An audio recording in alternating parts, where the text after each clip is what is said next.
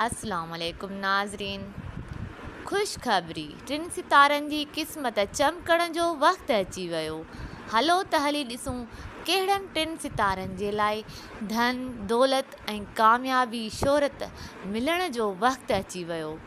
कुदरत जिन ते महिरबान थी रही आहे। 29 जून खां उन्हनि जो सुठो टाइम स्टार्ट थी रहियो आहे।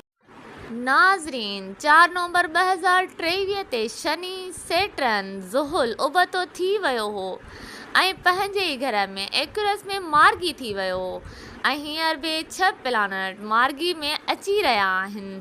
मार्स, नेपच्यून, यूरेनस, जुपिटर ऐं शनि। हींअर ख़ुशख़बरी इहा आहे त हिन साल केतिरा ई प्लानट सिधा थी वेंदा जिन खे विखरी हालत में चयो वेंदो आहे ऐं हिन साल 29 जून ते सेटर्न पंहिंजे ई घर एक्यूरस कुंभ राशि में सिधो थी वेंदो।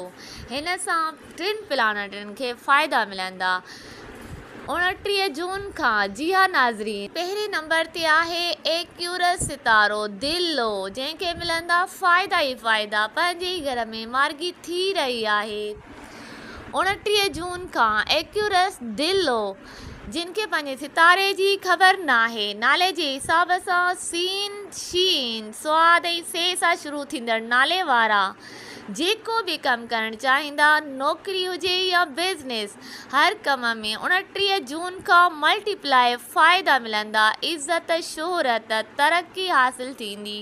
नंबर 2 विर्गो सुंबला सितारो, कुनिया राशि, नाले जो अखर पे ऐं गइन सां ईंदड़ नाले वारा जेके काफ़ी सालनि खां गुरबत में हुआ, मुश्किलात जो सफ़र करे रहिया हुआ, हाणे उन्हनि खे बि 29 जून खां शनि सेटर्न जे सिधे थियण सां इज़त, शोहरत, तरक़ी हासिल थी रही आहे।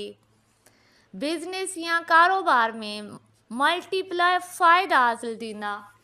नंबर 3 कैप्रिकॉर्न जद्दी, मकर राशि, जीम, खे ऐं गाव जे नालनि वारा 29 जून सां भरपूर फ़ाइदा हासिल थींदा। जिते बि इन्वेस्टमेंट करणु चाहींदा, जेको कमु कंदा, बिज़नेस हुजे या कारोबार, इज़त, शोहरत, तरक़ी हासिल थींदी ऐं मल्टीप्लाई फ़ाइदा हासिल थींदा, छाकाणि त हिननि जो प्लानट बि सेटर्न आहे। एक्यूरस दिलो जो प्लानट बि सेटर्न आहे। ही ॿई पाड़ेसरी सितारा आहिनि।